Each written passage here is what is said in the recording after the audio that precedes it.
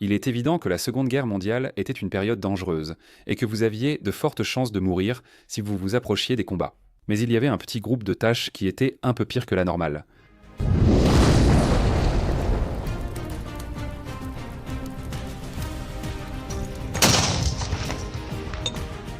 Reste avec moi jusqu'à la fin.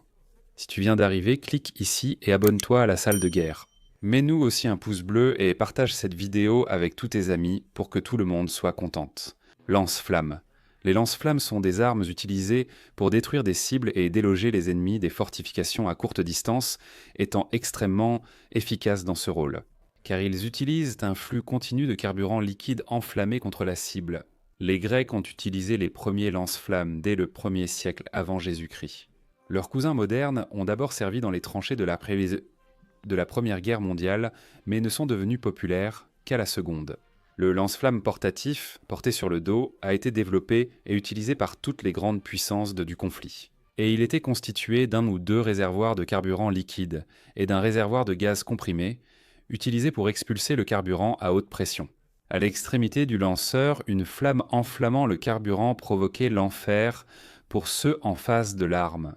Particulièrement lors de la campagne du Pacifique, les soldats lance-flammes ont été employés avec un succès particulier lors des invasions des îles, où ils ont été largement utilisés pour déloger les soldats japonais, retranchés dans les grottes, dans les Mariannes, à Iwo Jima et à Okinawa.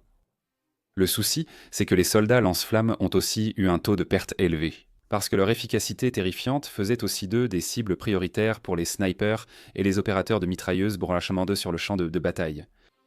L'équipement était aussi très lourd, ce qui réduisait la mobilité du soldat, et il était également très volumineux, donc visible à grande distance. Comme sa portée opérationnelle était très courte, cela obligeait les soldats à s'exposer directement au feu ennemi, ce qui faisait d'eux des cibles assez faciles. Une unité de lance-flammes des fusiliers marins à Iwo Jima a subi d'impressionnantes pertes de 92%, ce qui a réduit l'espérance de vie moyenne de ces soldats au combat à seulement 4 minutes. Bataillons disciplinaires. Ces unités d'infanterie étaient surtout employées par l'Allemagne nazie et l'Union soviétique de 1942 à 1945. Sont composées de prisonniers, de militaires, de soldats ou d'officiers condamnés pour lâcheté et autres crimes, et qui, en raison de l'intensification des combats sur le front de l'Est, furent organisés en bataillons et envoyés en première ligne. Les bataillons disciplinaires recevaient des missions quasi suicidaires, parmi les plus dangereuses, déminer, attaquer des objectifs fortement défendus ou défendre des positions contre des forces ennemies supérieures. Les unités pénales allemandes, appelées Strafbataillons, ont servi en Afrique du Nord, en Union soviétique et pendant la bataille des Ardennes. Elles étaient contrôlées par la Feldgendarmerie ou police militaire, et offrait aux rares survivants la chance de se racheter et de réintégrer une unité de combat régulière. L'Union soviétique a institué les Strafbataillons, sous le commandement du Commissariat du peuple aux affaires intérieures, à partir de l'ordre 227 de Staline, populairement connu sous le nom de « Pas un pas en arrière », émis en juillet 1942. Le premier bataillon pénal soviétique est entré en action à Stalingrad en août, composé de 929 officiers condamnés pour lâcheté et rétrogradés au rang de soldats, dont seulement 300 étaient encore en vie après 3 jours de combat contre les Allemands. Mitrailleurs de tourelles sphériques. Les bombardiers quadrimoteurs américains Boeing B-17, Flying Fortress et Consolidated B-24 Liberator utilisaient comme défense ventrale une ingénieuse tourelle sphérique, connue sous le nom de balle turette ou tourelle boule. Et là, dans cet espace confiné, se trouvait généralement le membre le plus petit de l'équipage, le mitrailleur de la tourelle boule. Partageant l'espace confiné avec 2 mitrailleuses Browning M250, le membre d'équipage devait rester dans la position suivante, les jambes repliées et les pieds posés sur des supports contrôlant la rotation de la tourelle et les gâchettes des armes, tout en ayant le dos et la tête appuyés contre le côté. Il n'y avait pas de place pour un parachute. La seule sécurité du membre d'équipage était une ceinture fixée au fuselage. Le mitrailleur de la tourelle sphérique devait repérer et attaquer les chasseurs ennemis approchant sous le bombardier. Mais comme il était seul à défendre, le ventre était souvent la cible prioritaire de la Luftwaffe. Ce membre d'équipage serait également en grand danger si sa trappe était endommagée et que le bombardier devait effectuer un atterrissage sur le ventre, une manœuvre qui écraserait inévitablement la tourelle sphérique. Alors que la moyenne des pertes parmi les équipages des B-17 était de 30%, cette moyenne parmi les mitrailleurs de tourelles sphériques atteignait un impressionnant 60%. Membres d'équipage de U-Boot, les loups gris de la Kriegsmarine ont été la terreur de l'Atlantique pendant la Seconde Guerre mondiale, coulant un total impressionnant de 3600 navires alliés, atteignant même la supériorité navale à certains moments de la guerre. Les Unterseeboot ou U-Boot étaient équipés par des équipages expérimentés et aguerris. Et leur système d'attaque en meute a atteint des niveaux élevés d'efficacité contre les convois alliés. La vie à bord de ces sous-marins, cependant, n'avait rien d'une promenade. Pendant des patrouilles de plusieurs mois, des dizaines d'hommes vivaient dans un environnement sombre, bruyant et humide, dormant dans de petites couchettes et partageant une seule salle de bain. La tension du combat sous-marin était terrible, car on ne voyait pas l'adversaire et il était impératif de garder un silence absolu pour éviter d'être détecté par le sonar ennemi. Parfois, encerclés des heures durant, les membres d'équipage subissèrent une tension extrême, conscients que leur sous-marin pouvait exploser à tout moment sous l'effet des charges de profondeur. La situation s'est terriblement compliquée à partir de 1943, lorsque la technologie anti-sous-marine des Alliés a surpassé la capacité offensive des U-Boots, transformant les sous-marins allemands en proie au lieu de chasseurs. La force sous-marine de la Kriegsmarine a subi d'horribles pertes de 75%, avec 28 000 marins perdus pendant la guerre. Ce fut le taux de perte le plus élevé de tous les services militaires allemands pendant le conflit, et pourtant, il n'a jamais manqué de volontaires pour cette force. Mitrailleur arrière du Sturmovik. Si un seul avion soviétique devait être choisi comme le plus terrifiant pour un fantassin allemand sur le front de l'Est, ce serait sans aucun doute l'Ilyushin Il-2 Sturmovik. Souvent vu en piqué contre des véhicules, des bases et des concentrations de troupes ennemies, tout en crachant du plomb dans de brillants éclairs, ce monomoteur d'attaque au sol était armé de 2 canons de 23 mm dans les ailes et d'une pléthore d'autres armements, comme des bombes et des roquettes. Mais il avait une caractéristique unique qui le rendait singulier. Le Sturmovik était presque entièrement blindé, doté de plaques d'acier épaisses sur les ailes et le fuselage, protégeant les réservoirs de carburant, le moteur et la cabine du pilote, qui bénéficiait également d'un verre pare-balles et d'une épaisse plaque blindée protégeant sa nuque.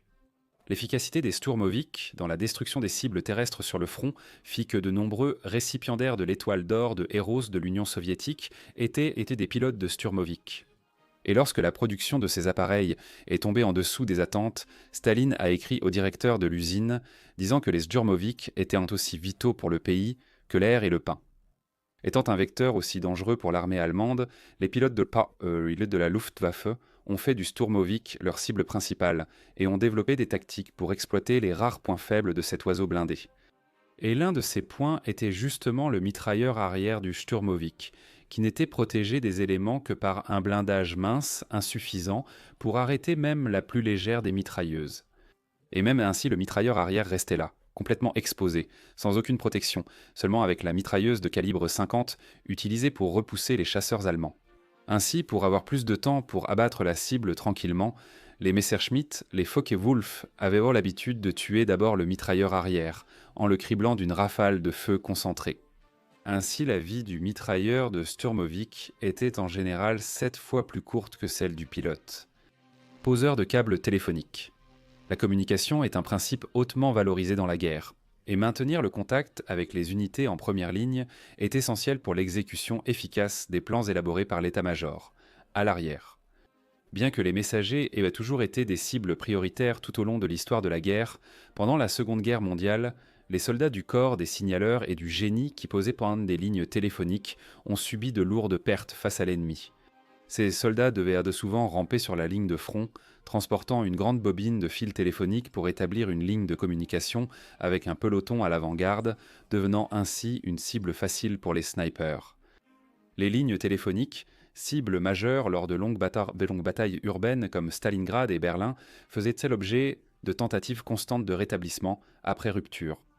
En fait, couper une ligne téléphonique et attendre que le nouveau poseur de câbles tente de faire son travail était une tactique utilisée par de nombreux tireurs d'élite pour accroître leur efficacité et frapper le moral de l'ennemi. Torpilles habitées, n'est guère. Avec les Alliés intensifiant leur offensive contre le Troisième Reich en 1944, la Kriegsmarine a développé une mesure désespérée pour attaquer la flotte ennemie croissante et puissante qui soutenait les débarquements sur le sol européen. Voici le Neger, une torpille habitée par un seul pilote, censé être la réponse à faible coût et à haute efficacité contre les navires ennemis. Il était composé d'une torpille G7 modifiée. Sa tête de guerre fut retirée pour placer une cabine de fortune avec un dôme en acrylique à l'avant, transportant une autre torpille, une arme standard dotée d'une ogive en dessous. L'ensemble flottait juste sous la surface, ne laissant que le dôme à l'extérieur, et devait se faufiler silencieusement jusqu'aux cibles, tirant la torpille située en dessous à l'aide d'un simple levier dans la cabine. Mais le Neger avait de graves défauts de conception, et même s'il n'avait jamais été prévu comme une arme suicidaire, il a fini par l'être presque. À plusieurs reprises, la torpille avait été déclenchée mais ne se détachait pas de la partie supérieure, emmenant le pilote désespéré avec elle jusqu'à exploser avec la cible. De nombreux Neger se sont simplement retournés et ont coulé juste après leur lancement dans l'eau, et beaucoup d'entre eux ne sont tout simplement jamais revenus sans aucune explication. Bien qu'il y ait eu des cas isolés de succès, comme celui du marin Walter Gerholt, qui a coulé le croiseur polonais Dragon au large de la Normandie le 7 juillet 1944, remportant pour cet exploit la croix de chevalier, environ 80% des équipages de Neger ne sont jamais revenus de leur mission. Le Bomber Command de la Royal Air Force. À partir de 1940, le Bomber Command de la Royal Air Force, la force aérienne royale britannique, a commencé à bombarder des cibles à travers toute l'Allemagne, menant initialement des attaques diurnes contre le pays. La défense des avions était jugée insuffisante contre les chasseurs allemands, ce qui a entraîné des pertes croissantes. Comparés aux bombardiers américains, les avions britanniques étaient équipés d'un armement défensif plus modeste, optimisant ainsi l'appareil pour transporter plus de bombes à chaque mission. Ainsi, en 1941, les quadrimoteurs Short Stirling et Handley Page Halifax entrèrent en service. En 1942, ils furent rejoints par le célèbre Avro Lancaster. La Royal Air Force a commencé à voler uniquement de nuit, jugée plus sûre pour ses bombardements quotidiens sur les villes allemandes. Mais le pari anglais n'a pas pris en compte l'évolution constante et l'efficacité redoutable de la défense antiaérienne et de la Nachtjagd, la chasse de nuit de la Luftwaffe. Détectés rapidement par le réseau de radars allemands sur la côte européenne, les bombardiers anglais volèrent à travers des couloirs bondés de milliers de canons antiaériens, guidés par de nombreux projecteurs au sol. Cela arrivait jusqu'à ce que les bombardiers pénètrent dans la zone d'un Nachtjagdgeschwader, escadre de chasse de nuit.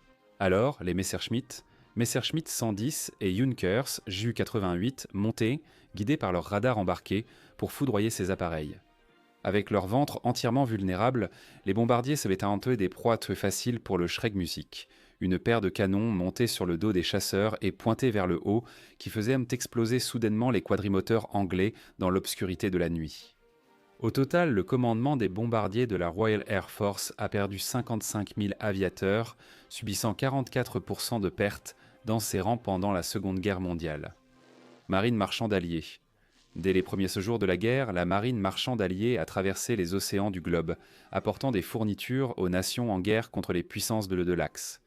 Du premier au dernier jour de la guerre, elles ont été victimes des forces navales ennemies. Parmi ces forces ennemies se distinguaient les redoutables sous-marins allemands, italiens et japonais qui agissaient silencieusement en coulant les navires de charge. Extrêmement vitaux pour la survie de leur nation insulaire, les navires marchands britanniques ont subi d'énormes pertes pendant la guerre, traversant les années sombres de 1940 à 1942, lorsque les meutes de sous-marins allemands ont failli étouffer la Grande-Bretagne. Les torpillages, qui survenaient généralement à l'aube, laissaient les membres d'équipage vulnérables dans les eaux glacées de l'Atlantique, souvent sans aucun espoir de sauvetage. Un marin marchand américain sur 26 a été tué pendant la guerre, le taux de mortalité le plus élevé parmi tous les services du pays. Mais ce chiffre n'est de rien comparé aux pertes subies par la marine marchande britannique, qui a enregistré 47 176 pertes, soit 27% du total des hommes de la force. Kamikaze. D'accord, tu crois que c'est une arme suicidaire, donc tout le monde mourrait de toute façon. Alors pourquoi figure-t-elle sur cette liste ? Mais il y a une particularité dans ce calcul-là. Les commandos kamikazes furent créés pour contrer l'avancée de la marine américaine vers le Japon dans le Pacifique. Et ils étaient à composer d'appareils chargés d'explosifs qui devaient en s'écraser contre les navires ennemis et les couler, causant d'énormes pertes à un coût relativement faible.